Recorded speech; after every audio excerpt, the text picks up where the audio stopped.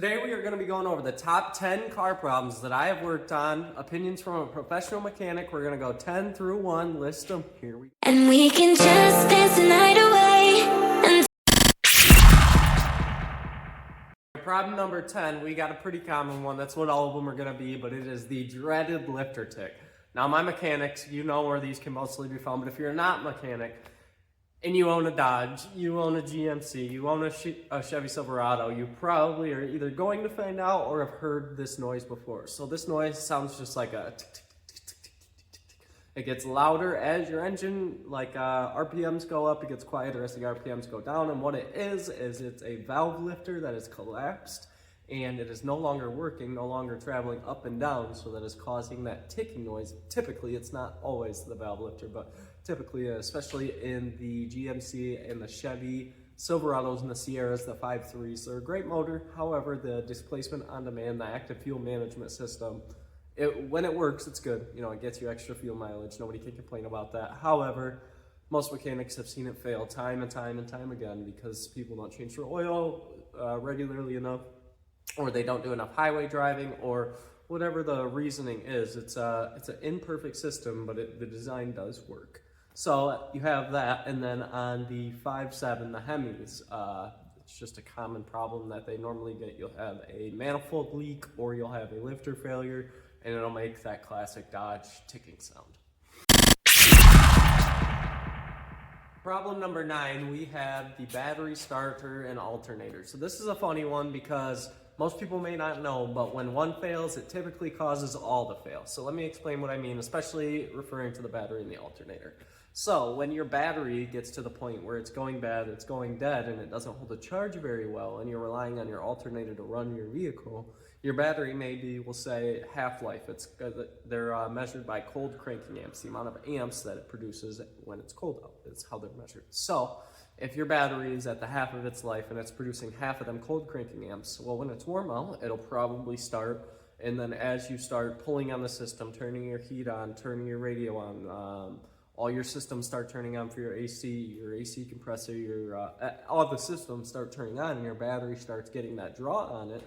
Well, the battery, it can't contain that because it's not powerful enough anymore. So that power, it still can be found, but it's found from the alternator. So then the alternator is asked and forced to work harder than it's supposed to. It's forced to work overtime constantly, and then it kills the alternator. So then you're left with a bad battery and a bad alternator, and a mechanic that really feels bad because he doesn't want to give you this horrible news that you have to replace them both, and one made the other one go bad. And the starter comes into that. The starter is, they pretty much just go bad about like every 150,000 miles, sometimes sooner, sometimes later. Depends on how well you take care of your vehicle, like rust prevention type stuff. But for the most part, they last okay. If you have electrical problems and you have shorts in the battery, in the alternator, in the electrical system, it can fry a starter, or vice versa. If the starter is going bad and it still is working and it has a short because the ground on it or something is messed up, it can also fry an alternator. So when one goes bad, it's a very good idea to get it fixed immediately, even if your car is still working, because it's going to break other parts.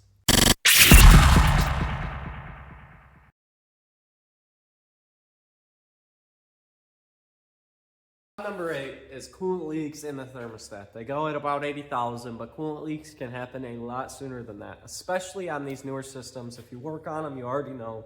But the Ford Quick Connect systems, the Chrysler Quick Connect systems, they're junk. They don't work that well. They're made out of plastic. They leak after like 2-3 years of heat cycle and sitting in a vehicle.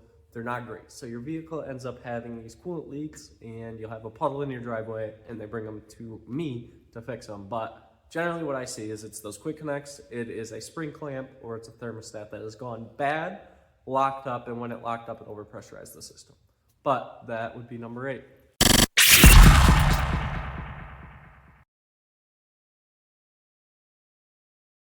It might give you a little insight into where I'm from, but every northern mechanic deals with this issue, and it is exhaust leaks and manifolds leaks. Man, I swear, 2-year-old cars come to me with manifold leaks or exhaust leaking out of the Y pipe or something, just because of the rust that's built on the roads, and it just eats through that thin stainless. So man, that's got to be number 7. I was close to putting it higher on this list, but the other ones, they definitely are more common. But Have you ever done a manifold, or have you ever done an exhaust? Drop in the comments and let me know. 6, this one almost went higher on the list too. However, the next one's way more common. But this is brakes grinding, brakes making noise, brakes doing something that are not good. Whether that is brake lines leaking, calipers leaking, whether that's your pads are toast, whether that's your calipers are bad, or something's wrong with your brakes. I've seen it all. I see all of it, and very, very common to come into a Michigan shop. Customer states, when I start my car in the morning, it squeals like a stuck pig. You've got a bad belt. It's very simple. It's very easy. Now, am I still going to get paid for my diag? I'm just playing. Anyway, number 5, very common. Belt squeaks, tensioner problems, which cause the belt squeak, cause the belt to fail. Idler pulleys, which stop turning because the bearings have got bad, the grease is gone. Whatever the case may be, there's a lot of driveline problems, but you gotta imagine the crank puts a lot of tension on all them pulleys. It puts a lot of tension on the belt the entire time you're driving. So for what it is, I am always impressed by the system and how long it actually lasts. So that is gonna be number 5. It's drive belts, it's serpentine belts, it's AC belts, the works, you know?